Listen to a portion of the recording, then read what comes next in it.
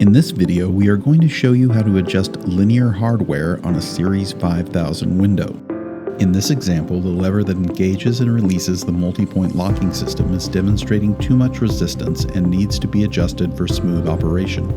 Begin by identifying the keeper located inside the vent jamb. The keeper is round and will have an indicator notch etched in the head.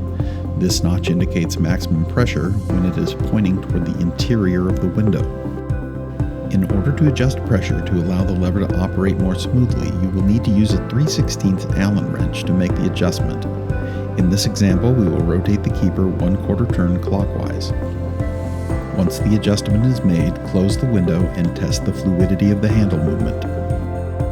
Finally, check for proper compression at various points around the window by opening the window slightly, inserting a piece of paper, then closing and locking the window.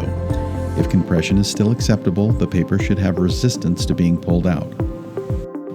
We see here that the paper pulls out easily, so we will adjust the keeper back counterclockwise by 1/8 of a turn. Repeat the testing process to verify a secure seal. After this adjustment, you can now see the window has proper compression. We hope this video was helpful. Should you need further assistance with your Series 5000 window or window hardware, please do not hesitate to contact us.